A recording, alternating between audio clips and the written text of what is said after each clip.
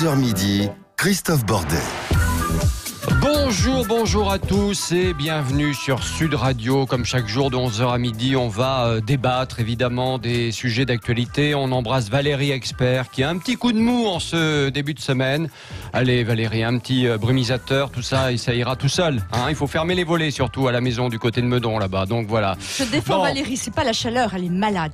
Bah oui, un virus. Alors un virus plus la canicule, vous vous rendez compte dans quel état on va la retrouver? Demain à mon avis. Demain vous croyez? Elle sera pas en compote? Non, c'est pas le genre tout ira à bien. sécher. Bon, c'est parfait alors.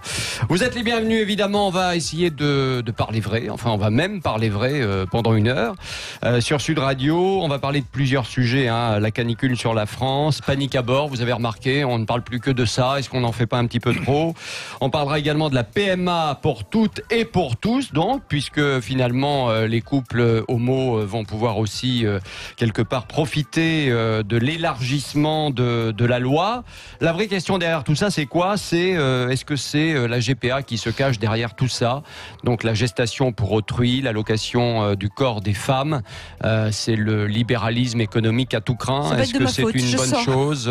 Ah ben, vous êtes libéral, vous êtes toujours libéral. Je suis coupable, forcément. Vous n'avez pas coupable. changé, vous êtes une femme. Et en plus, vous êtes une femme. Oui. Donc non, forcément, les femmes, elles ont raison en ce moment. Ah bon, d'accord. Et puis on parlera, tiens, puisqu'on parle des femmes, on parlera du burkini à la piscine. Un groupe de femmes qui s'est baigné en burkini ce week-end à Grenoble, des femmes musulmanes. Donc voilà, en disant en gros que, oui, il y avait un peu de désobéissance dans tout ça, mais que c'était fait exprès. Je ne sais pas si c'est une très bonne chose, parce que ça montre quand même une forme de pression de certains groupes en France, et je ne suis pas certain que tout le monde soit d'accord sur le sujet, mais on va en débattre et on vous attend bien sûr, 0826 300 300, 0826 300 300, vous êtes les bienvenus pour en parler. Autour de la table, Jean-Luc Touly, président du FRIC, et le fric c'est chic comme tout le monde le sait, voilà. Bonjour. Front républicain d'intervention contre la corruption, Matteo Ghisalberti, rédacteur en chef de Putsch, voilà. Bonjour. Que vous connaissez bien, Pierre Jacquemin, rédacteur en chef de Regard et auteur de Ils ont tué la gauche aux éditions Fayard. Bonjour. Ça se passe bien, ça marche bien en librairie. La gauche va très bien, oui. Ouais, la gauche va bien. On est heureux de l'apprendre parce perfection. qu'on pensait pas justement. Et puis Sophie de Menton, qui n'est pas à gauche du tout, qui est ultra-libérale comme vous le savez, chef d'entreprise et présidente du mouvement Éthique. Bonjour. Je suis pas d'accord. Vous avez déjà entendu, donc on savait que vous étiez sur là. l'ultra. Non, mais libéral quand même. Bah oui, mais le libéralisme n'est plus ce qu'il était. Ça a changé, qu'est-ce qui s'est passé? Il faut que ça change. Oui, il faut que ça change parce que c'est vrai que on est dans un monde qui est complètement différent, avec des rapports de force qui sont différents, et donc je pense que tout doit s'adapter et que. Faut être un peu moins libéral, quoi, peut-être. Parfois. Oui. Ah, dis donc, elle évolue. Alors, il faudrait presque être un peu plus social, Sophie. Oui, je sais pas ce qu'elle a. Le libéralisme n'est pas antisocial.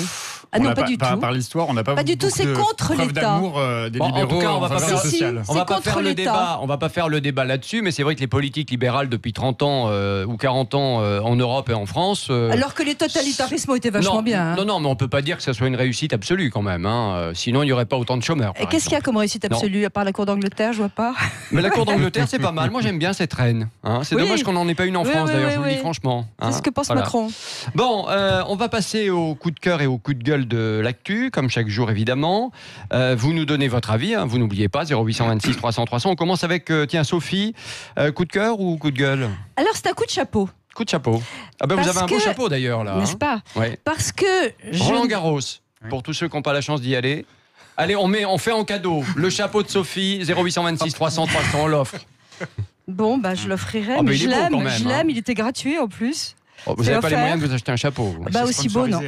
Oui, c'est sponsorisé. Bon, on y va. J'ai un coup de chapeau parce que je ne défends pas Balkany qui a effectivement fraudé le fisc. Mais il a fait un numéro hier à la télé, une interview complète, absolument exceptionnelle parce que il a dit la vérité et il a assumé. Il était d'abord, je suis riche, j'étais très riche, c'est mes parents qui ont gagné de l'argent, ils ont tout mis en Suisse. Non, j'ai pas voulu le rentrer quand même, ça coûte cher les impôts. C'était un film d'Audiard et c'était magnifique. Il est allé, alors la journaliste qui était exceptionnelle, citons-la, c'était Apolline de Malherbe, essayait, sans l'agresser, sans le soutenir évidemment, elle essayait de lui faire dire mais vous avez regretté quand même un moment quelconque. Qu'est-ce qui s'est passé? Il dit pas du tout. Alors j'ai pas été réélue pendant 3 ans, mais j'en pouvais plus des cocotiers. Et donc j'ai fini par regretter mon engagement. Et il a quand même dit, et c'était pas contredit, que il a consacré sa vie il adorait sa ville, et il n'y a pas quand même un centime d'argent public là-dedans, il faut le dire, mais il a tout dit, il a dit il y a des paradis fiscaux, ouais, puis j'ai dit je veux pas m'en occuper, c'est mes gestionnaires qui l'ont fait, ma femme avait beaucoup d'argent aussi, mais c'était... Si vous pouvez le réécouter, réécoutez-le, parce que je crois que c'était la vérité. Il y avait un côté, c'était peut-être la vérité, mais il y avait quand même un côté surréaliste. Surréaliste. Ça manque un peu de décence quand même, moi je trouve. Oui, ça manque un peu de décence. Non, parce qu'il a dit la vérité. Un peu quand même. Il y avait aussi toute la mise en scène lors de la soirée du 21 pour la fête de la musique, où il s'est mis en scène. Moi, je trouve que ça manque un peu de décence. Vous dites qu'il n'y a pas d'histoire d'affaires publiques, d'argent public. On n'en sait rien pour l'instant. Le procès l'a dit, mais je suis d'accord, ça manque de décence. Mais d'un autre côté, ce type a été tel qu'il l'était. On n'a tellement pas l'habitude de voir les gens qui disent la vérité. Il savait qu'il se scandalisait. S'il dit la vérité, c'est bien, mais il ne l'a pas toujours dit en même temps. Donc voilà. Il n'a pas toujours dit. Il était temps qu'il se mette à dire soi-disant la vérité. Non, mais c'est vrai que là où je suis d'accord, c'est qu'effectivement, il y a un côté quand même assez indécent. Parce que rendez-vous compte. Il est riche, très riche. Moi, je sais pas. Sud Radio était à Tarbes vendredi, au fait de Tarbes, avec les gens, les auditeurs, etc. Qui pour beaucoup ont des difficultés financières, n'arrivent pas à finir la fin du mois, etc. Et ils voient ce type et ce couple qui a profité pleinement d'une situation absolument incroyable. N'importe quel Français de base qui oublie de déclarer quelque chose aux impôts, il a les impôts sur le dos, et Monsieur Balkany, il faut en arriver là pour enfin comprendre que Monsieur Balkany en a peut-être effectivement mis un peu à gauche, si je puis dire. Objection, votre honneur, vous avez parfaitement raison, mais si le fisc n'a pas été foutu de faire son boulot, c'est le problème du fisc, et pas celui de Balkany. Donc non, mais d'accord. Voilà. C'est d'ailleurs la raison pour laquelle, Sophie, vous plaidez pour un recrutement massif de personnel de Bercy pour justement contrôler, vérifier davantage les impôts des citoyens les plus aisés. Je trouve que le harcèlement fiscal, et c'est pas nos auditeurs qui me contrediront, le harcèlement fiscal, il est terrible, et pas forcément vers les plus riches. Oui, c'est ce que je viens de dire. Oui, mais j'approuve. Voilà. Mais Balkany, c'était une anthologie. C'était pas, encore une fois, c'est pas un coup de cœur, je le défends pas, mais c'était une anthologie, ça vaut le coup d'écouter. Hein. Jean-Luc Touly. Moi, je crois qu'il faut regarder aussi un certain nombre de choses qui, dans les conseils municipaux, que ce soit André Santini ou lui, le harcèlement qu'il fait vis-à-vis de son opposition. C'est mépris, c'est des insultes. Alors, il peut paraître sympa parce qu'il avoue des choses absolument invraisemblables. C'est vrai, c'est une crapule. Non, mais De toute façon, toutes les grandes crapules après, ce qui est vrai, ont souvent un côté sympathique après. On les regrette presque parce qu'ils font rigoler. Mais bon, il a un côté acteur avec sa grosse voix, etc. Et c'est vrai qu'il y a un côté. Très bon maire. Alors, c'est vrai que quand on va faire des reportages à Levallois, on est halluciné parce que les gens qu'on rencontre, sur 10 personnes, il y en a peut-être 9 qui disent « Ah ben super, c'est la sécurité, il y a des écoles qui sont super. » Il y a des machins entre soi aussi, c'est facile. C'est le clientélisme. Non, mais là où il est très fort, mais en même temps, c'est le rôle d'un maire. Parce qu'elle est où le clientélisme, vous dites, mais la ligne, elle est où Le clientélisme, c'est plus que du clientélisme. Parce que quand on est un élu local et qu'on fabrique un entre-soi où effectivement on évite d'avoir les catégories populaires, où on ne fait pas de logement social. Oui, mais on le fait aussi dans la Seine-Saint-Denis avec des maires de gauche. Parce qu'il n'y a pas d'autre solution, il n'y a pas d'autre choix. À un moment donné, quand il y a des volontaires, il faut loger les gens, il faut loger les gens. Parlez pas plus en même temps, vous comprenez pas. Je reviens sur l'histoire des oppositions attaquées. En France, on attaque toujours les oppositions parce que vous avez un système vertical, donc qui commande a toujours raison. Non, parce que vous savez, l'habitant de Levallois Benalla l'année passée, par exemple, les oppositions ne pouvaient pas parler parce qu'elles attaquaient le président, alors que bon, elles faisaient simplement leur travail au Parlement. Dans les conseils municipaux, c'est la même chose. Vous voyez à Paris, on ne peut pas sortir parce que désormais, quelqu'un a décidé que tout le monde doit faire des travaux en ce moment à Paris et il faut quitter la voiture. Mais l'habitant, pour revenir à Levallois, l'habitant de Levallois qui appelle la mairie, qui dit il y a un nid de poule devant chez moi, c'est plus possible, et 1 heure après, le nid de poule, il est bouché. Bah oui, forcément, il va continuer de voter pour les Balkany. chantres du libéralisme tout, aussi. Pour ceux qui adorent le libéralisme, on est aussi dans une des villes les plus endettées de France. Ce serait étonnant, ce serait intéressant de savoir ce qu'en pense la famille politique de M. Balkany. Mais alors, pardonnez-moi, on n'a pas eu de libéraux. On continue. Pierre Jacquemin, qu'est-ce qui vous marque, vous, dans l'actualité ?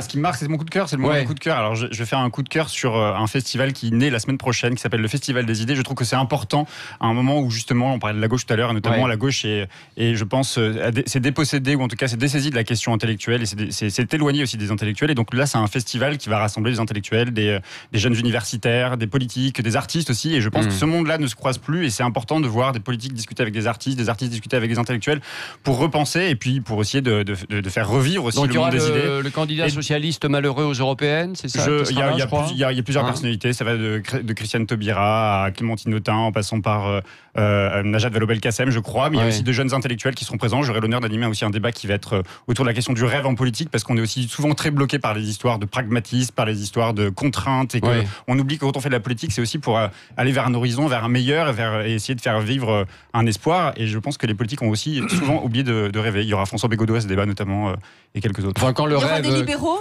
Non, mais juste une chose, quand le rêve... C'est plutôt un festival de gauche, chère Sophie. Non, mais ça, c'est pas normal. Si vous dites que c'est un festival... On vous laisse réfléchir à droite à vos idées de maintenant, demain. Il n'y a plus d'idées, plus de réflexion, il n'y a que des opinions. Donc, vous ne pouvez pas dire que c'est un festival d'idées, ce serait un festival d'opinions.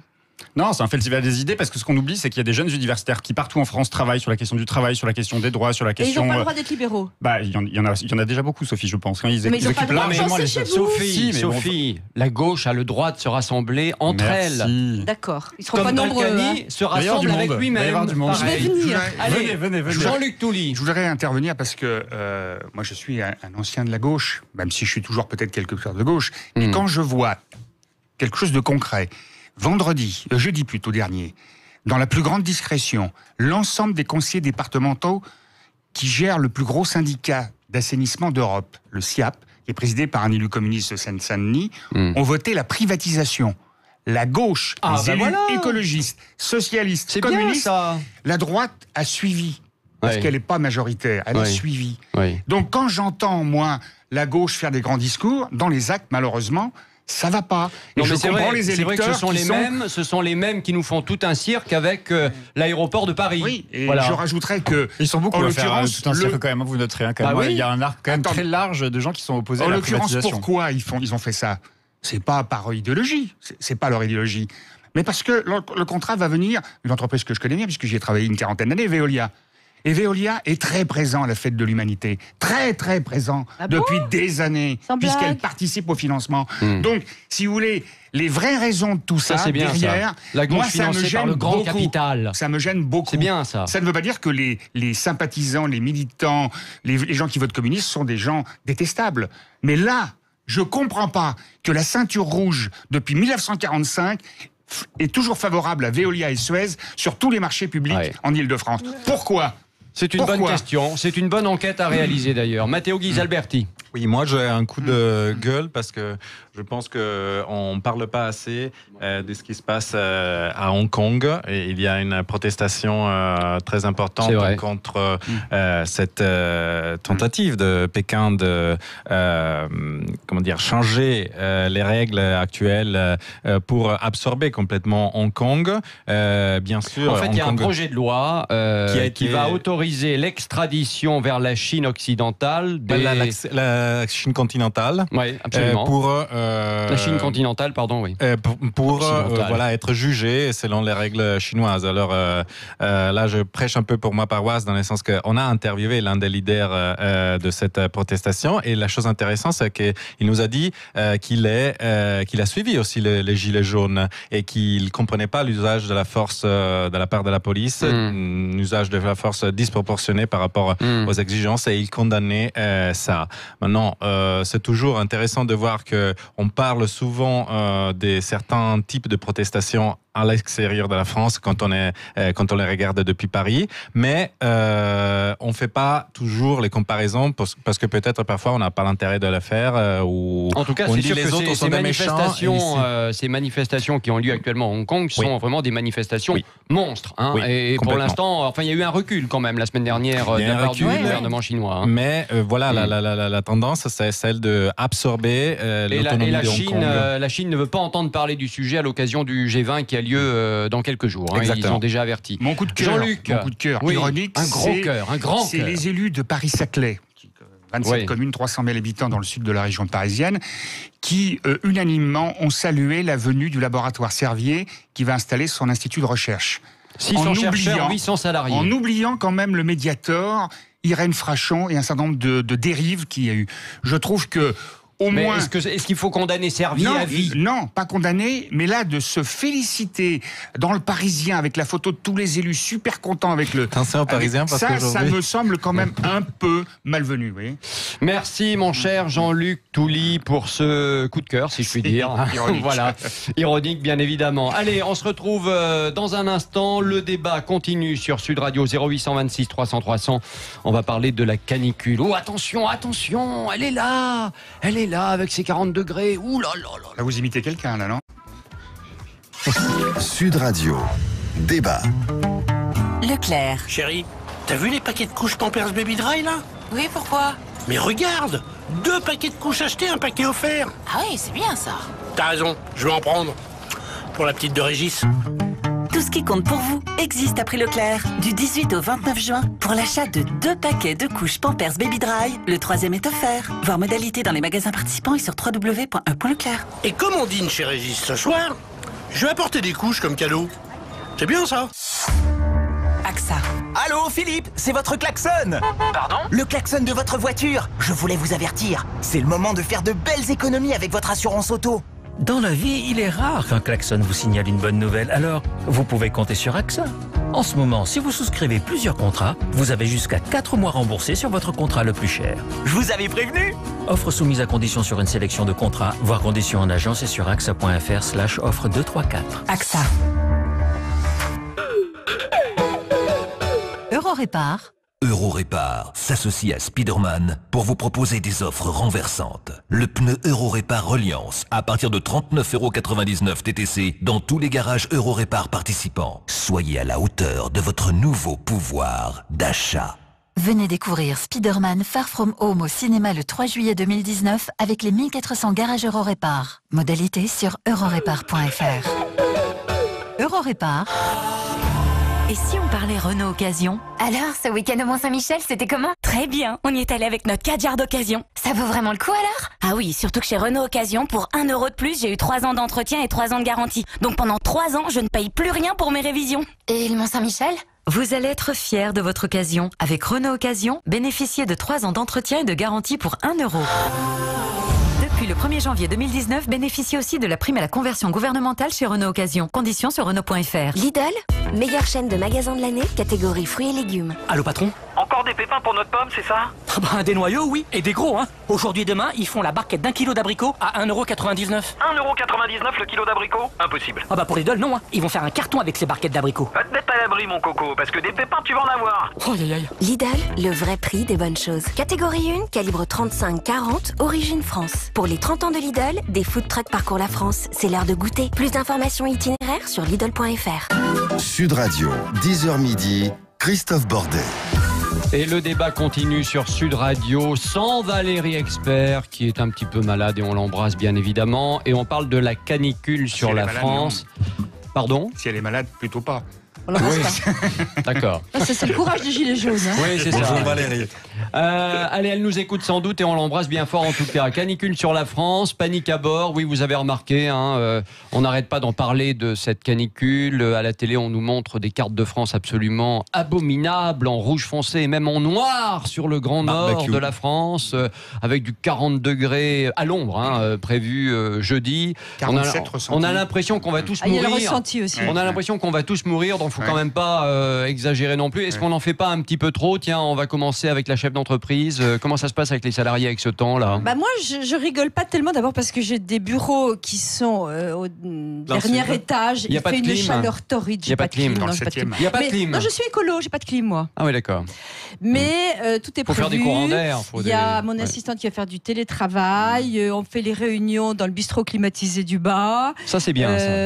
Les réunions au bistrot, j'aime bien. Non, mais cela dit, est-ce qu'on en fait trop ? De toute façon, la presse en fait trop. Les médias en font trop sur tout. Non, mais c'est pas forcément de la faute des médias. Je suis désolé. Pas dit ça. Non, mais attendez. Quand la ministre. On m'a posé la question. Non, mais quand la ministre de la Santé fait une conférence de presse ce matin pour en rajouter encore une couche, pour dire chacun d'entre nous peut être touché par un coup de chaleur. Merci, Madame la ministre. On n'est pas capable de se gérer nous-mêmes. Alors, si elle le dit pas, alors je suis entièrement d'accord avec vous. Je suis une libérale.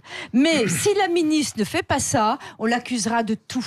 Donc on aura dit, on n'a pas été prévenu, il n'y a pas eu ceci, il n'y a pas eu cela. Elle se protège. Je veux dire, on est dans un système en boucle et je pense vraiment aux chaînes d'infos et aux médias. D'ailleurs, on est en train d'en parler. Nous, on fait ça avec bon sens et raison. Mais on essaie en tout cas. On essaie. Mais la réalité est que tous les phénomènes sont amplifiés, que c'est de toute façon la faute de quelqu'un s'il se passe quoi que ce soit, et que le gouvernement se protège. Et puis, il n'est pas faux, alors moi je crois que c'est la responsabilité de chacun, de ceux qui nous écoutent, de penser effectivement à la vieille dame qui est toute seule et qui est pas loin, de penser à ses collaborateurs, de penser à ceux qui se tapent une heure de métro. Quand on dit panique à bord, on sent bien que le problème, c'est qu'on a en souvenir évidemment 2003 avec cette surmortalité à l'époque, quand même 15 000 personnes qui étaient mortes à cause de la canicule. En mois d'août, je crois. Oui, donc c'était quand même. C'était beaucoup plus tard. C'était beaucoup plus tard déjà. C'était pendant les vacances. C'est vrai que là, cette canicule, elle apparaît exceptionnelle parce que elle est effectivement très tôt dans la saison, au début de l'été. C'est pas habituel. D'ailleurs, derrière tout ça, il y a quand même une question qui se pose, qui est toute simple. C'est est-ce que oui ou non, il faut croire en ce réchauffement climatique, Jean-Luc? Ça me semble évident. Mais ça arrive au mois de juin. Et vous savez qu'au mois de juin, les journées sont les plus longues, donc les nuits les plus courtes. Oui. Donc c'est encore pire. La chaleur va être toute la nuit, même si elle va diminuer. Il y aura très peu de différence entre le jour et la nuit dans les jours qui viennent. Donc on va être à pratiquement plus de 25 degrés la nuit. Donc même pas de possibilité de récupération. Et moi j'ai ma mère qui est dans les EHPAD, il n'y a pas assez de personnel, on a mis des ventilateurs, il faut mettre d'ailleurs des bouteilles d'eau fraîche pour que justement l'humidité puisse, etc. À côté du ventilateur. À côté du ventilateur. Sur la glace. Mais c'est vrai que c'est un vrai sujet. Vous êtes inquiet pour votre maman qui est en EHPAD? Moi j'y vais tous les jours pour l'accompagner, remplir les bouteilles d'eau, ou lui apporter des bouteilles d'eau et non pas de soda ou de choses comme ça sucrées, pour qu'elle boive. Parce que c'est pareil, ces personnes âgées parfois elles oublient. Bien sûr, elles n'ont pas soif. Bien sûr, elles n'ont pas soif. Oui, absolument. C'est ce qui nous attend quand même. On dit les personnes âgées, elles n'ont pas soif, mais c'est ce qui nous attend. Mais je vais vous hydrater aujourd'hui, je sens que... Oui. Faudra me dire comment. Là, c'est chaud. Faudra me dire comment, ça devient chaud là. Oui, c'est chaud. Ghisa Alberti, alors en Italie, on a vu la chaleur. Je viens du sud. Sud Radio, Sud Radio, l'Italie. L'Italie, non. Alors, bien sûr, il faut faire de la prévention, bien sûr. Parfois, même si on s'autogère, on est des grandes personnes, etc., on oublie qu'il faut boire, parfois, tout bêtement. Mais est-ce qu'on n'en fait pas un peu trop? On est des gens vigilance orange depuis presque 48 heures. Je crains toujours, exagéré. Je crains toujours. C'est pas la première fois qu'il fait chaud en France. Quand j'étais gamin, il y a eu la sécheresse de 76. On n'en est pas mort. Tout à fait. Et moi, je l'ai connu des sécheresses. Et je pense aussi que nos auditeurs qui sont dans le sud de la France, en Corse, savent ce que c'est la chaleur. Et on fait pas des caisses. Mais je pense que, en tout cas, je crains toujours qu'on instrumentalise ces événements, déjà parce qu'on n'a rien à dire, parce que je suis d'accord avec la ministre qui doit se protéger, elle met le facteur de protection de 1000. Tout le monde se protège dans l'histoire, tout le monde a peur. Tout le monde a peur. Mais le problème aussi, c'est que de quoi on parle? Est-ce qu'on peut parler des problèmes, par exemple, des urgences et pas parler des... C'est vrai, tout est lié là pour la chaleur. Tout est lié. Parce que les urgences ont tiré la sonnette d'alarme sur ce problème de canicule la semaine dernière déjà. Tout à fait. En disant attention, on risque le pire. Le réchauffement climatique, très bien. Moi, je suis forcément d'accord avec ceux qui me disent de changer nos styles de vie, etc. Mais dans le quotidien, je ne vois pas des grands exemples. Ça bouffe une énergie épouvantable pour l'environnement. Il y a par exemple 2 sièges du Parlement européen qui coûtent un blind et qui oblige de déplacer des députés européens, aussi les Verts d'ailleurs. Oui, mais il y a de la géopolitique aussi derrière tout ça. Non, mais très bien. Donc, d'accord, mais on assume. Une fois qu'on l'assume, on l'assume. Les grands vols, les longs courriers, etc. Allez, dans un instant... Moi, je vais en vacances en Italie. Peut-être que la ministre aurait dû dire les matchs de la Coupe du Monde féminine qui vont avoir lieu là pendant les 3-4 jours, celles qui jouent l'après-midi doivent être reportées. Mais peut-être que c'est ça va dangereux arriver. quand même. Non, mais peut-être que ça va arriver, on ne sait pas, mais ça va peut-être arriver. Il y a tellement d'argent derrière. On ne sait pas. On préfère devoir mourir sur le terrain. Allez, je vais donner la parole. Je suis libérale. Je vais donner la parole à Pierre Jacquemin dans un instant. On continue le débat, bien évidemment, et on vous attend pour parler de la canicule. Est-ce qu'on en fait un peu trop ? 0826 300 300. À tout de suite.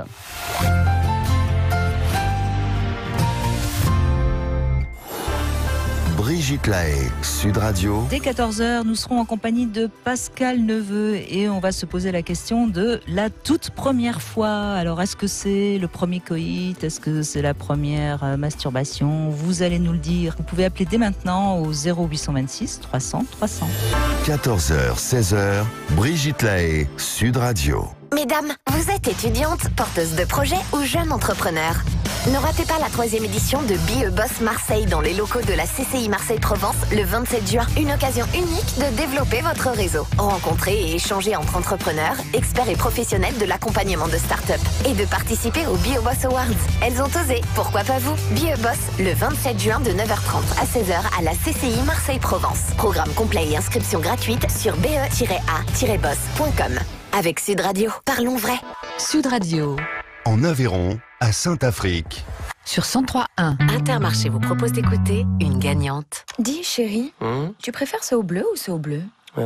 Ce au bleu là. T'es sûr ? Ouais, bleu c'est bien. Soyez équipés pour soutenir l'équipe de France. Cette semaine, tentez de gagner l'un des 100 chèques cadeaux de 500 € à valoir sur la boutique officielle FFF. Et toujours plus d'1 million de cadeaux à gagner. 50 ans, 50 semaines gagnantes. À vous de jouer. Intermarché, supporter officiel des équipes de France. Jusqu'au 30 juin, minimum d'achat de 25 €, dont un produit Belin, Pasquier ou Poulain. Modalité complète et magasins participants sur intermarché.com. Attention, canicule. Des risques existent pour votre santé. Le coup de chaleur et la déshydratation. Tout au long de la journée, adoptez les bons gestes. Buvez régulièrement de l'eau et mangez en quantité suffisante. Mouillez votre corps tout en assurant une légère ventilation et passez du temps dans un endroit frais. Pensez à prendre régulièrement des nouvelles de vos proches. Si vous voyez une personne victime d'un malaise, appelez immédiatement le 15. Ceci est un message du ministère chargé de la Santé et de Santé publique France. Toute la saison, vous avez vibré à Ernest Ballon et au Stadium. Vous avez souri avec nous. Vous avez communié avec nous. Vous avez clapé avec nous. Ensemble, poursuivons l'aventure. Abonnez-vous au Stade Toulousain en 2019 et 2020 et faites avec nous le plein de bonne humeur. Abonnement 2019-2020, 16 matchs à partir de 190 €. Showroom privé présente un jupon en dentelle, une crème pour être belle, un canapé vert pomme, des sous-vêtements pour hommes, un sac à main de marque, un week-end à New York, chemise légère pour lui, maillot de bain de petit. Showroom privé, c'est chaud. Y a tout le temps ce qu'il me faut. Et en ce moment, retrouvez 3 produits iconiques Dyson. Jusqu'à moins 70% sur les grandes marques avec l'appli showroomprivé.com. Il est urgent de se faire plaisir. Ford. Pendant les ventes à l'américaine Ford, venez découvrir le Ford Kuga FlexiFuel au superéthanol E85 et payez votre carburant 2 fois moins cher. Parfait, Georges. Sauf que c'est pas Ford, c'est Ford. OK, Teddy, sauf que moi, c'est pas George, c'est George. C'est ce que j'ai dit. Profitez des ventes à l'américaine pour découvrir le Ford Kuga FlexiFuel au superéthanol E85 et payez votre carburant 2 fois moins cher. C'est Eddie qui l'a dit. Carburant 2 fois moins cher en comparaison. Prix moyen des carburants classiques constaté le 28 mai 2019 sur prix-carburant.gouv.fr. Voir Ford.fr. Sud Radio, 10h midi, Christophe Bordet. Et jusqu'à midi, évidemment, le débat continue avec Jean-Luc Touly, Matteo Ghisalberti, Pierre Jacquemin, Sophie Menton qui sont à mes côtés. Débat sur la canicule sur la France. Est-ce qu'on en fait trop ? 0826 300 300.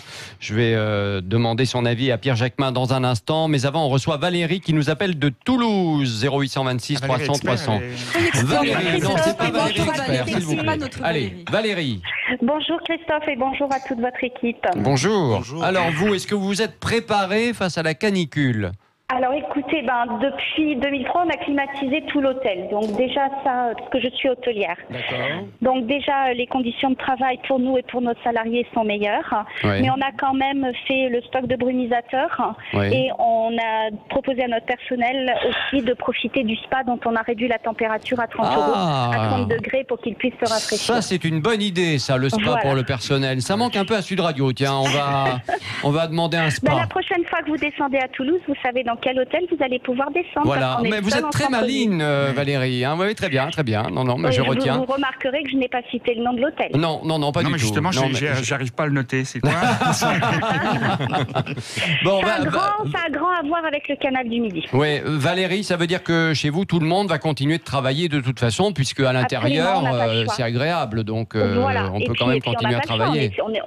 Nous faisons partie des établissements qui sont ouverts 24 heures sur 24. Oui, et quand on est à un hôtel, c'est vrai que c'est difficile de travailler à distance quand même, pour refaire les lits, tout ça. Par contre, j'ai vécu 2003 avec un bébé de 2 mois. Oui. Sans climatisation à l'époque. Écoutez, on avait quand même 28 ou 29 dans les chambres. Et ce que je faisais, c'est que je la baignais avant de la coucher. Je ne l'essuyais pas, je lui enfilais son body. Et du coup, elle restait fraîche toute la nuit. On a expérimenté aussi, parce qu'avant de climatiser, on a mis des climatiseurs, des ventilateurs dans les chambres. Et au bas duquel, on mettait des bacs d'eau fraîche. Et ça faisait un climatiseur naturel, pragmatique et naturel, absolument. Et ce sont des choses qui fonctionnent très bien. Et puis après, comme on est dans le sud, à partir de 8h du matin, les fenêtres sont fermées et les volets aussi. Voilà. Alors, vous oubliez de donner des conseils d'ailleurs. Par exemple, moi je circule à vélo à Paris. Ils le disent pas, mais bon, je l'ai fait aujourd'hui. Soit, je ne suis pas sûre que je vais continuer dans les jours qui viennent. C'était une souffrance pour venir jusqu'à Sud Radio à vélo là? C'est jamais une souffrance pour venir à Sud Radio. Non mais d'accord, mais sur la route avec cette chaleur. J'avais chaud. Alors qu'on appelle ça une souffrance, moi non, j'appelle ça avoir chaud. Par rapport à d'habitude. Mais en revanche, je pense qu'il ne faut pas faire de sport et qu'il faut le dire. Non mais c'est vrai. Les heures, voilà. surtout. Il faut aussi mettre des chapeaux, ils ne le disent pas. Non, j'essaie de trouver quelque chose. Parce que... Non mais on va aussi voir ce qui va se passer au niveau de la circulation à l'ozone, évidemment. Et puis alors, qu'est-ce qu'on fait à Paris? La pollution à l'ozone avec la circulation. En voiture, c'est surbondé, il y a des stations de métro qui ne sont pas climatisées. Et ça va être très dur à vélo. Il y a des métros qui ne sont pas climatisés, ce qui n'est pas le cas partout. Parce que quand vous allez à Toulouse, à Lille... Paris a une ville du nord de l'Europe, entre guillemets. Donc, là, ce sont des métros climatisés. Alors, la climatisation, moi, je voudrais dire quelque chose, c'est insupportable. Mais rapidement. Quand je vois, très rapidement, quand je vois dans les bureaux, dans les tours, on voit aujourd'hui, demain et après-demain, des filles avec des pullovers, parce que la clim est glaciale, c'est intolérable. Je pense que la climatisation doit être, d'abord, ça provoque des chocs thermiques, elle doit être absolument réduite. C'est absurde, quand il fait très chaud dehors, il faut absolument que la climatisation soit moins froide. Il faut qu'il y ait une différence très faible. C'est très important ce que je dis, Christophe. Vous n'avez pas l'air de trouver. J'entends bien que c'est important, évidemment. On en parlait ce matin, même dans la rédaction de Sud Radio, en se disant qu'en studio, il faisait un peu frais, alors que dans la rédaction, il faisait très chaud. Et donc, on pouvait effectivement tomber malade. Donc voilà, on verra bien dans les jours qui viennent. Il y aura d'ailleurs une nouvelle rubrique Sud Radio animée par sur les climatiseurs. Elle sera payée par qui, on ne sait pas encore, mais bon. Pierre. Moi, j'ai pas de recommandation à faire. Je ne sais pas du tout ce qu'il faut faire. Je me fie justement au service de santé et j'espère que justement les services ou à Sophie, qui a une grande expérience de vélo. Non, mais vous croyez que par exemple, ce qui s'est passé en 2003, c'est ça qui fait qu'aujourd'hui on en fait beaucoup? Je sais pas si je pense qu'on n'en fait jamais assez. Non, mais sur les questions de santé publique, je pense qu'on n'en fait jamais assez et je pense que ce sujet-là, s'il peut permettre, en tout cas dans une période dans laquelle la période qui s'ouvre et qu'on va connaître de grandes chaleurs, si elle peut permettre aussi de sensibiliser à la fois sur les questions de santé publique et donc de s'intéresser à la situation des hôpitaux, notamment ce qu'on se disait il y a un instant, les urgences et les appels justement à une réactivité ou en tout cas à une nouvelle politique pour mieux armer en tout cas le système hospitalier à recevoir justement des situations d'urgence comme celles qu'on va connaître là, et notamment je pense aux grandes personnes, aux vieilles personnes et aux plus jeunes d'entre nous et notamment les enfants. Je pense que là, il faut quand même saisir effectivement cette séquence pour que les gens prennent conscience de l'état dans lequel aujourd'hui se trouve le système hospitalier. C'est très important. Les gens ont conscience quand même de la situation des urgences. On a souvent conscience de la situation dans laquelle notre système hospitalier quand on y va. Et que je pense que quand on n'y a pas forcément accès tous les jours, on ne voit pas, on ne sait pas dans quel état sont les bâtiments, on ne sait pas dans quel état les personnels sont surchargés. Et je pense que cette souffrance-là, il faut en avoir conscience. Je veux juste terminer, parce que j'ai terminé sur le sujet, parce que pour moi, ça révèle quand même plein de sujets. sujets. Ça révèle notamment la question du système de santé dans lequel on est. C'est aussi la question, vous l'avez évoqué, la question du climat. Et je pense que c'est important de dire et de corréler les travaux des scientifiques sur ce qui se passe, le réchauffement climatique, qui ne nous concerne pas que nous, parce que là, on s'intéresse à notre petit quotidien, notre petit confort, mais ça englobe des situations qui sont bien plus dramatiques. Et je pense notamment aux sujets qui devraient être pris en charge par les politiques et qui n'en parlent pas. On ne parle des questions migratoires qu'en termes mauvais, il faut fermer les frontières, etc. Alors que le plus gros qui va nous arriver demain, c'est quand même l'exil climatique. Combien de populations Est-ce qu'on ne fait pas un peu du peur Sud avec ça, Non, on ne fait non pas peur. Il faut juste être réaliste. Il s'agit juste d'être réaliste et d'anticiper les choses. Quand vous savez qu'il y a des régions du monde aujourd'hui, il y a des lacs qui disparaissent, il y a des terres qui ne sont plus fertiles, que des gens sont obligés de déménager et que sont obligés d'être déplacés, il faut anticiper ces phénomènes. C'est pas un petit phénomène. Dans 50 ans, un siècle, ça va être un des principaux problèmes de notre monde. Et donc ça, je pense, il ne s'agit pas de dire ça va être catastrophique. Il s'agit juste de dire il faut anticiper les choses et le prendre en compte. 1, pour régler le problème du réchauffement, pour essayer de faire en sorte de l'endiguer, et 2, pour mieux accueillir les personnes qui seront dans des situations catastrophiques d'exil forcé. Allez, Mathéo. De toute façon, il ne faut pas l'instrumentaliser pour des fins électoraux, dans le sens que si on parle d'immigration toujours comme une arme, un chiffon rouge, qu'on ne les accueille pas parce qu'on est méchant et parce qu'eux, ils sont en train de créer parce qu'on est aussi responsable du réchauffement climatique. Oui, non, mais les pays du Sud sont quand même clairement responsables du réchauffement climatique par rapport aux pays du Sud. Les pays du Nord, pardon. Nous sommes responsables. Allez en Chine, allez aux États-Unis, allez dans les pays industrialisés de tout. Ce sont les pays du Nord. Non, il y a aussi l'Australie, il y a aussi le Brésil, etc. En gros, c'est qu'on ne pourra pas éviter, quelque part, c'est ce qui se passe de toute façon, on ne pourra pas éviter, on n'évite pas pour l'instant en tout cas ce réchauffement climatique, et que donc effectivement, plus le temps va passer, plus on va devoir accueillir des gens qui vivent dans des pays du Sud qui ne pourront plus y vivre. Mais il faudrait tout simplement aussi commencer à changer vraiment d'attitude. Et d'ailleurs, donner la parole à tous ceux qui se mobilisent pour gérer les urgences, en particulier les urgentistes, parce que je n'ai pas vu beaucoup d'attention de la presse française sur ce sujet. Excusez-moi. Ça, je suis pas d'accord avec vous. Oui, non. Parce qu'il y avait les blocages, etc.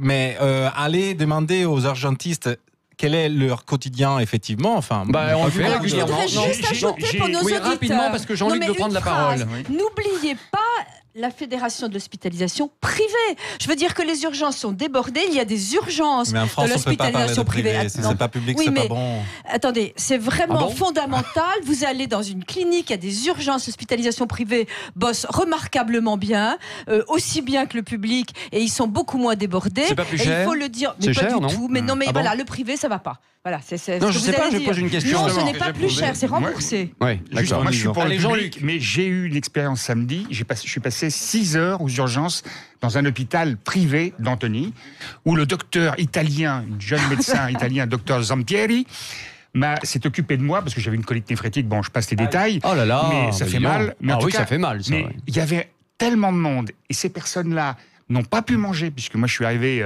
en fin de matinée jusqu'à 18h30, et cette personne-là, mais d'autres, les médecins et les infirmières, se sont fait même engueuler par certaines personnes, parce qu'on attend effectivement un petit peu. C'est ce qu'a raconté mon collègue Miguel Dampouch il y a quelques jours. Mais ils sont d'une patience, d'une professionnalisme. Ils sont un peu habitués malheureusement à la situation. Que ça soit public ou privé. Voilà. Dans ce cas-là, même si je suis beaucoup plus pour le public que pour le privé, ils sont médecins. Là, ils sont d'abord médecins et ils assurent. Bien sûr. Donc, mais c'est pas normal que des personnes viennent souvent pour des choses qui sont pas tellement utiles. Ah ben ça c'est vrai, c'est parce qu'ils n'ont pas le choix. Les gens, ils n'ont pas le choix. Non, ils n'ont pas le choix. Ils n'ont pas d'autre solution. Et on est en région parisienne. Parce que à partir du moment où il y a moins de médecins en ville, on sait bien ce qui se passe. C'est un autre débat, mais malheureusement la conséquence elle est là. Et avec la chaleur et cette canicule qui est là et qui s'annonce pour les jours prochains, c'est vrai qu'il y a de quoi avoir des craintes aux urgences qui sont déjà dépassées par les événements. Je rappelle quand même qu'on peut attendre 6, 8, 11 heures parfois avant d'être pris aux urgences. Donc voilà, oui, autant rester chez soi si on peut se permettre de ne pas y aller. Allez, on va continuer de débattre dans un instant. Autre sujet dans l'actualité, la loi sur la PMA. La PMA qui va donc être étendue à tous les couples, homo, hétéro bien évidemment, homo. Est-ce que c'est un problème ou pas? Est-ce que c'est la porte ouverte vers autre chose qui s'appelle la GPA, la gestation pour autrui et la location des ventres des femmes? 0826 300 300, le débat continue dans un instant. Sud Radio, débat. Leclerc. Vous avez des apérivrés? J'adore ça, les apérivrés. C'est vrai que pour l'apéritif, quelques apérivrés aillés fines herbes avec une belle promo chez Leclerc, c'est juste parfait. Mais même pour manger là maintenant. Tout ce qui compte pour vous existe à prix Leclerc. Du 18 au 29 juin, pour l'achat d'un plateau apérivré de 100 grammes origine France, bénéficiez de 60% de réduction immédiate sur le second plateau acheté, soit 16,20 € le kilo. Voir modalité dans les magasins participants et sur www.e.leclerc. Maman, un régal. Pour votre santé, bougez plus. Air Transat sait que le Canada sera la destination de vos prochaines vacances. Pour rencontrer vos cousins québécois, profiter de la vibrante Montréal, flâner dans les ruelles du Vieux-Québec et bien entendu vous ressourcer en pleine nature, faire du kayak de mer ou observer les baleines. Avec Air Transat, vous êtes déjà au Canada. Montréal et Québec au départ de 8 villes françaises à partir de 366 € TTC, aller-retour. Réservation dans votre agence de voyage ou sur airtransat.fr. Sud Radio, sur la Côte d'Azur, À Nice, sur 97.9. AXA. Allô Florence, c'est votre porte-monnaie. Pardon? Votre porte-monnaie. Dites, on n'est pas aux pièces, hein, mais je voulais vous parler d'une offre qui vaut vraiment son pesant d'or. Alors je compte sur vous, hein. Dans la vie, un porte-monnaie vous dit rarement comment faire des économies. Mieux vaut compter sur AXA. En ce moment, en souscrivant plusieurs contrats, vous avez jusqu'à 4 mois remboursés sur votre contrat le plus cher. Le calcul est vite fait. Offre soumise à condition sur une sélection de contrats. Voir conditions en agence et sur axa.fr/offre 234. AXA. Nouveau chez soi. Nouveaux voisins, nouveau jardin, nouveau paillasson, nouveau salon, nouveau contrat EDF, donc nouvelle télé. Avec EDF, jusqu'au 14 juillet, profitez de 20% de remise sur votre téléviseur Samsung 4K pour toute souscription d'un contrat d'électricité et ou de gaz EDF. Et ça change tout. Appelez le 3004 ou rendez-vous sur edf.fr/nouveau contrat. Service et appel gratuit, conditions de l'offre et modèle télé éligible sur edf.fr/nouveau contrat. L'énergie est notre avenir, économisons-la. Lidl, meilleure chaîne de magasins de l'année. Allô patron, alors là ça m'excite. Et qu'est-ce qui t'excite tant? En ce moment, ils ont de la poitrine de porc Tex-Mex à 3,99 € les 600 grammes. Du porc origine France, patron. Moins de 4 € la poitrine de porc Tex-Mex? Ben là, y a un os, hein. Ah non, c'est le vrai prix. Moins 20% de réduction. Oh là là, on est mal. Lidl, le vrai prix des bonnes choses. 6,65 € le kilo, produit transformé en France. Offre valable jusqu'au mardi 2 juillet. Pour les 30 ans de Lidl, des food trucks parcourent la France. C'est l'heure de goûter. Plus d'informations itinéraires sur Lidl.fr. Pour votre santé, bougez plus. Sud Radio, 10h midi, Christophe Bordet. Et le débat continue sur Sud Radio, bien évidemment, avec tous nos chroniqueurs, Jean-Luc Touly, Matteo Ghisalberti, Pierre Jacquemin, Sophie de Menton. On va parler, de la PMA. La loi bioéthique arrive en Conseil des ministres le 26 juillet, avec notamment l'extension donc de la PMA pour les couples homo, pour les couples de femmes, ou les couples lesbiens, si vous préférez. Promesse de campagne d'Emmanuel Macron. Alors tout d'abord, on va prendre Maria. Maria est à Bordeaux. Elle nous appelle au 0826 300 300 et elle a bien raison. Maria, bonjour. Oui, bonjour à tout le monde. Alors Maria, est-ce que vous, ça vous convient le fait que la PMA soit élargie aux couples de femmes ? Mais bien sûr, on est trop riches, on a des électorats à conquérir et bientôt les élections arrivent. Donc tout ça, le public lesbien, etc., est demandeur, on va lui donner tout ce qu'il demande. La France est riche et généreuse, j'en peux plus.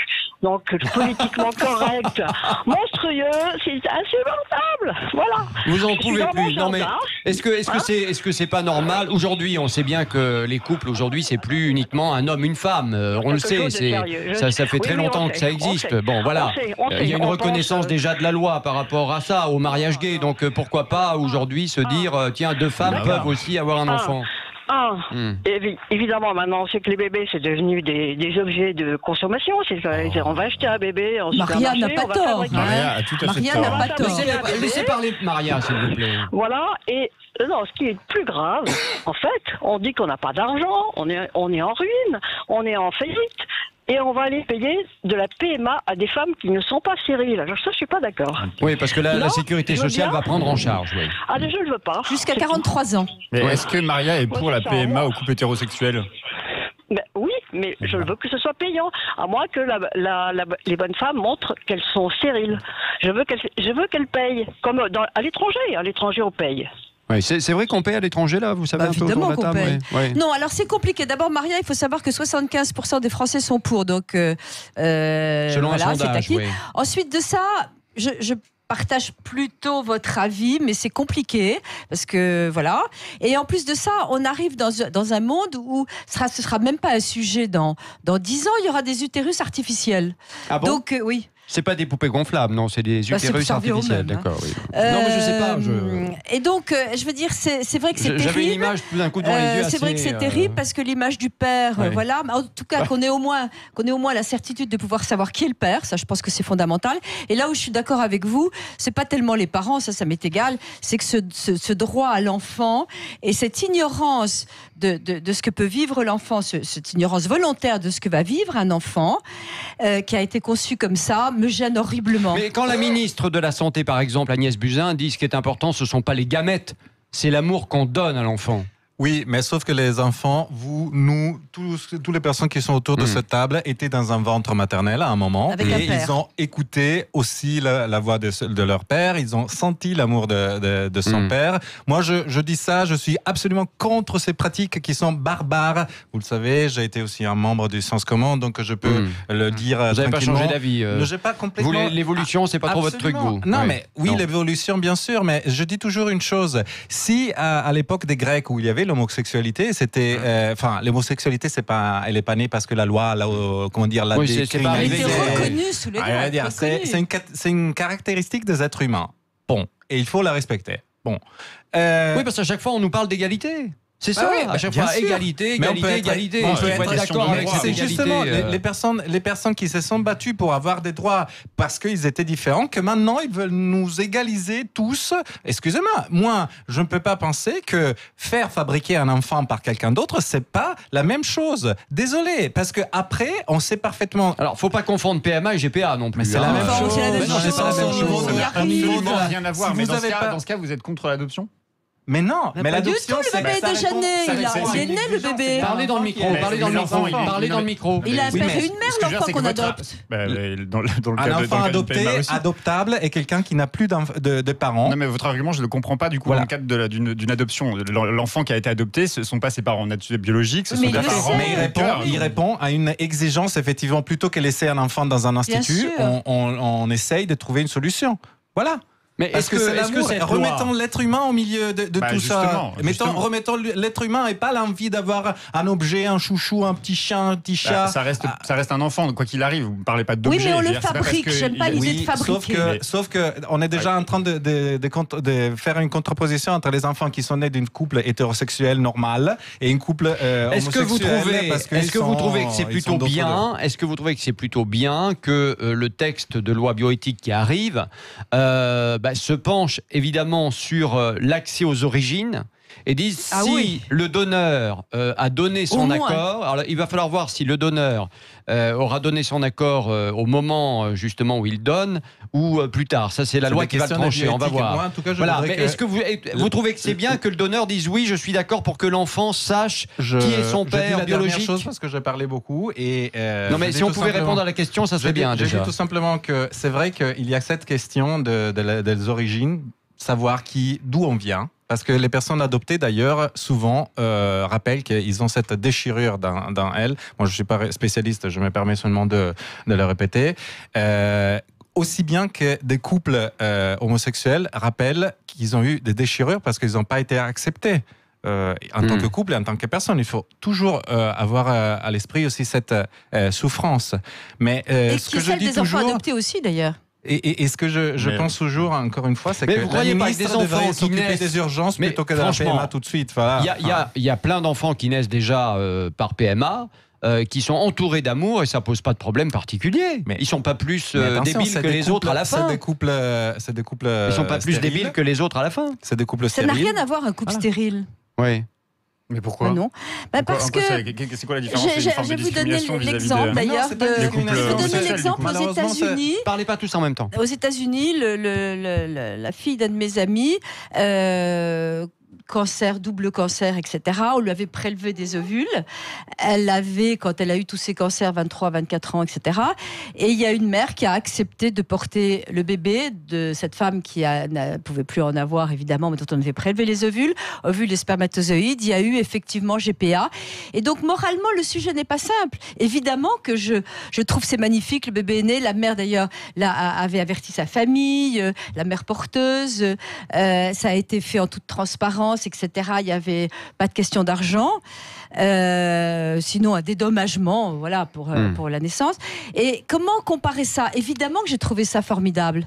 Évidemment. Et donc, c'est compliqué. On ne peut pas avoir des opinions tranchées. Non, je suis d'accord sur le fait qu'on ne peut pas avoir d'opinion tranchée. En revanche, il ne s'agit pas de dire, et c'est ça qui me pose problème dans le débat que l'on pose aujourd'hui sur un des engagements qui était celui d'Emmanuel Macron de mettre de faire passer la question de la PMA, d'en arriver à dire demain on va faire la GPA. La GPA, je ne sais pas s'il faut être pour ou faut être contre, c'est très compliqué là aussi. Il y a des arguments pour, des arguments contre. En revanche, il faut qu'il y ait un débat public, qu'il y ait un débat qui s'impose et un débat apaisé qui s'impose. Sur la PMA, je pense que c'est un énorme acquis qui est en train d'être passé, qui va créer des débats au sein de la majorité, qui à droite risque de ne pas arranger le sort des Républicains parce qu'ils sont aussi très divisés là-dessus. À gauche, je pense qu'on va reconnaître que c'est une grande progression, un grand progrès. Est-ce que justement, et je pense on va surtout apaiser des situations familiales qui sont quand même catastrophiques. Juste une dernière chose quand même, parce que c'est pas le sujet de GPA, mais quand même, je trouve que le gouvernement aurait pu aller un tout petit peu plus loin sur la question éthique, et notamment pour les enfants nés de GPA, au moins qu'il y ait une reconnaissance. C'était aussi un engagement d'Emmanuel Macron qui ne sera donc pas tenu sur la reconnaissance des enfants nés de GPA en France. Non, mais là, il coupe la poire en deux, Emmanuel Macron, quelque part. C'est ça l'idée, c'est de faire plaisir un peu aux uns, faire plaisir un peu aux autres. C'est compliqué de les reconnaître alors qu'ils ne sont pas autorisés. Ils existent, Sophie, quand même. Oui, ces mais enfants. je suis d'accord, c'est et donc, très compliqué. si votre argument, c'est de dire justement, il faut quand même que les enfants aient conscience d'où ils viennent, il s'agit quand même qu'un minimum que l'État reconnaisse aussi comment sont faits les enfants. La GPA, il faut quand même expliquer ce que c'est, parce que beaucoup de gens qui nous écoutent. Gestation pour autrui. Voilà, gestation pour autrui, ça veut dire quoi ? Ça veut dire que je suis un couple homo, par exemple, j'ai envie d'avoir un enfant. Qu'est-ce que je fais si ce sont deux hommes qui sont ensemble, par exemple ? Eh bien, j'ai de l'argent, je pars aux États-Unis. Aujourd'hui, c'est ce qui se passe souvent. Je pars aux États-Unis, j'ai un catalogue avec des photos de femmes qui peuvent porter des enfants, blondes, brunes, les antécédents en termes de santé, patati, patata, enfin bon, bref, on choisit sur catalogue. Il faut un avocat, c'est le cas de Marc-Olivier Fogiel, effectivement, qui a fait ça, et ça a marché, hein, il a deux enfants formidables. Bon, voilà, il faut avoir de l'argent, parce que ça coûte très cher, 80, 100 000, 110 000, 120 000 euros parfois. Il faut avoir un avocat sur place, ça coûte une fortune. Voilà comment ça se passe. C'est pas parce que ça coûte cher que ça doit être légalisé. Eh bien voilà, ça veut dire quoi ? Que c'est de la commercialisation pure et dure. C'est tout ce que je pense. Voilà, je suis désolé. Non, parce qu'on a de l'argent, on va se payer des gosses. Non mais Christophe, justement, aux États-Unis, c'est pas ça. Oui, mais ce qui coûte cher, c'est la médecine, c'est la recherche, c'est ça qui coûte cher. En France aussi, non mais certainement, mais à partir du moment où on assume de faire des PMA, oui, on a un système de santé qui propose de rembourser, donc c'est légitime que ça soit remboursé. Mais il faut pas mélanger les débats quand même. On pousse pour la PMA avec l'histoire de GPA et la aussi. Je sais pas, juste terminer sur la marchandisation du corps, parce que j'entends l'argument sur la marchandisation du corps. Là où ça se passe, et notamment aux États-Unis, on peut pas parler de marchandisation du corps. C'est des femmes qui se prêtent volontaires, qui sont indemnisées parce que bon, ça a un coût. Oui, mais c'est un coût personnel. C'est un coût personnel que de le faire. C'est une manière de faire de l'argent. C'est une manière de faire de l'argent. Quand vous faites je suis désolé, c'est une manière de faire de l'argent. Vous dites pas c'est de la marchandisation du corps. Allez, Jean-Luc Touly. J'entends tout ce qu'il dit.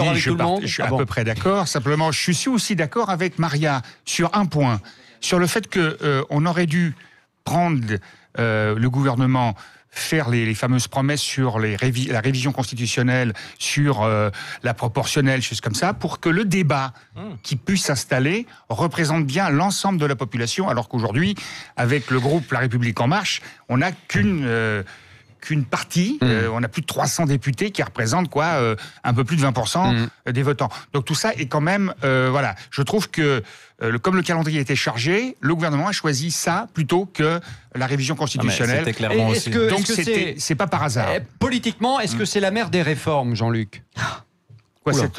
Non. Non. On a autre chose à faire. Non. On a autre chose à faire. Oui. Non, c'est pas vrai, c'est important. On n'a pas dit que c'était pas important. Mais d'abord, la fin du mois était importante.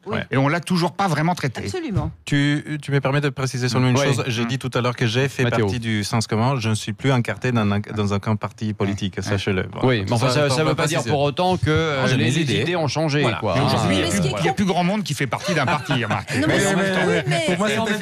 Pour moi, c'était fini depuis un moment. Ce qui est très compliqué, c'est que ces questions sont transparties. On peut avoir des gens fortement opposés à gauche, fortement opposés à droite, et que d'ailleurs, c'est le pourquoi de la dissolution de ces partis. Merci à tous d'avoir débattu avec nous sur Sud Radio aujourd'hui. Jean-Luc Touly, Matteo Ghisalberti, Pierre Jacquemin et Sophie de Menton, qui a toujours la langue bien pendue. Et ça, c'est plutôt une bonne nouvelle. C'est plutôt une bonne nouvelle, comme vous l'avez constaté, même avec la canicule. Allez, dans un instant, les amis, André Berkoff dans tous ses états, comme chaque jour. À tout de suite.